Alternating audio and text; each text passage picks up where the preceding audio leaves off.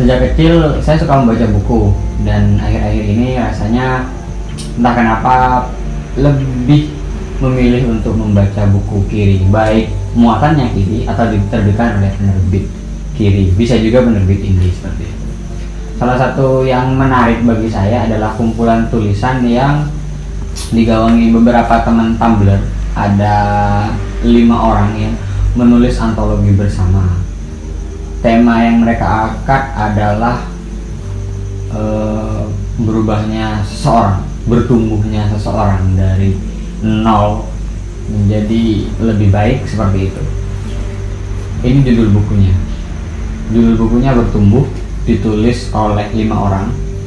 Ada Satria Maulana, Kurniawan Gunadi, Iqbal Haryadi, Mutia Prawitasari, Novi Oktaviani Mufti. Kalau teman-teman adalah pengguna Tumblr atau orang yang suka mengikuti 5 orang tadi, nama-nama tadi dan tulisan-tulisannya pasti sudah tidak asing bagi teman-teman. Buku ini terbit pada 2018 bulan Maret, tapi baru saya beli beberapa bulan setelahnya, tepatnya di bulan Oktober.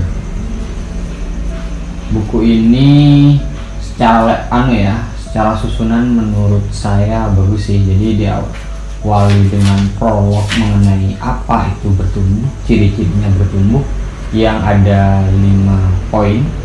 Nah, kelima poin itu menjadi subbab atau pembagian dari tulisan. Tulisan di buku ini banyak dengan beberapa judul tertentu, tapi bisa mengikuti 5 ciri-ciri orang bertumbuh. Orang bertumbuh itu ada 5: bangun pagi. 1. Bangun pagi. 2. Fokus pada tujuan hidupnya. 3. Tidak iri dengan pertumbuhan hidup orang lain. 4. Banyak bersedekah. Dan 5. Semakin bertambah keimanan, ketakwaan, dan rasa syukur. Jadi tulisan di buku ini dari keseluruhan tulisannya dibagi pada 5 bagian tersebut. Tulisan-tulisan di bagian 1 akan menunjukkan muatan yang mengarah pada bangun pagi. Ya, bangun pagi ini tidak cuma masalah kita bangun dari tidur ya, tapi di situ ada cita-cita untuk digapai. Pagi ini kan sebenarnya bisa diartikan sebagai permulaan untuk teman-teman beraktivitas, mulai untuk menata dan mengejar mimpi. Bisa dianalogikan seperti itu sih. Tulisan-tulisan yang ada di buku ini, dari yang saya baca setidaknya ada 2 tipe. Pertama renungan, yang kedua adalah berbagi pengetahuan. Dari yang pertama, renungan-renungan dilakukan oleh 5 orang ini tentang entah itu kehidupan, cita-cita, berbagai masalah yang mereka alami, mereka tuangkan ke dalam bentuk tulisan. Dan yang sifatnya pengetahuan mirip artikel begitu, cuman cara penyampaian bahasa yang dipilih dan penjelasannya sangat ringan, sederhana, renyah, seperti itu. Terkadang kalau saya pribadi menemukan ada beberapa tulisan yang idenya itu pernah juga saya pikirkan tapi tidak saya tulis. Mungkin teman-teman yang membaca buku Bertumbuh juga akan menemukan beberapa hal yang sama gitu. Tapi karena tidak kita tuliskan, seperti kesannya seperti keduluan oleh mereka. Ini mengingatkan saya pada quote-nya Nadiem Makarim bahwa semua orang itu bisa punya ide yang sama, tapi akan berbeda di eksekusi. Penilaian atas buku ini bagi saya rasanya enak ya, dibaca itu enak karena ringan cara penyampaiannya. Rata-rata dari 5 orang yang menulis ini asik dibaca, tidak terlalu berat dan tidak terlalu menggurui. Fruitful ya, mungkin karena yang menulis kelimanya banyak membaca, banyak berdiskusi, pengetahuannya banyak, jadi isi dari tulisannya mencerahkan, enak gitu ya, tidak cuma lepas omong kosong aja.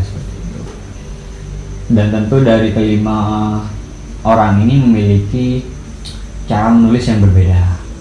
Kalau saya pribadi secara preferensi lebih suka kepada tulisannya Satria Maulana dan Iqbal Haryadi.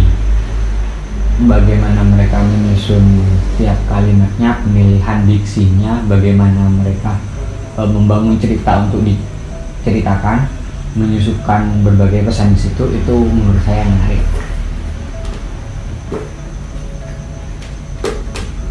Dan kerennya sih dari banyak tulisan ini, misal nih dalam satu bagian ada 60 tulisan, setiap akhir tulisan itu banyak yang berhubungan dengan tulisan selanjutnya. Misalkan tulisan A ditulis oleh Satria Maulana, selanjutnya oleh Kurniawan Gunadi. Nah, transisi pada akhir tulisan ini dari tulisan Satria Maulana pada ke tulisannya Kurniawan Gunadi itu semacam ada keterikatan atau pengantar seperti itu untuk menjembatani dua tulisan ini.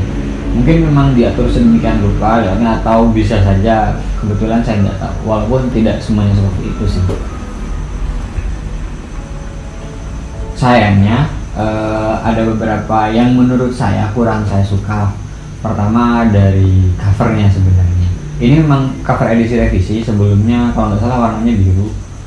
Dua-duanya tidak saya suka sih desainnya, tapi ya ini preferensi pribadi, karena meskipun yang kedua ini lebih memperlihatkan tentang bertumbuh, ada apa ya, penyampaian ide bertumbuh lebih nampak di cover ini, tidak, tapi rasanya terlalu biasa bagi saya. Nggak jelek, tapi terlalu biasa.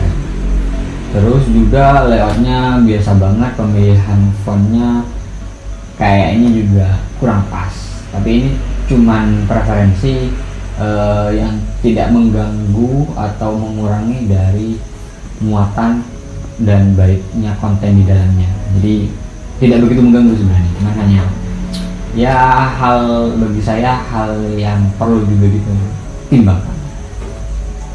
Tidak merusak isi buku, tapi sedikit berpengaruh pada user experience aja sih. Dan yang agak saya sebenarnya menyayangkan, ada beberapa atau sering sekali ditemukan point of view dari sisi muslim yang ya, saya memang muslim tapi kadang banyak menggunakan kata-kata Tuhan, terkesan eksklusif, walaupun untuk kontennya tidak bermasalah ya, tidak ada sindiran atau gesekan yang mengarah pada salah, tapi cara pandang yang disampaikan demikian tidak begitu saya senangi sih. Mungkin teman-teman bisa punya pendapat yang berbeda. Segitu dulu video review tentang bertumbuh ini. Sampai jumpa di video berikutnya. Dah.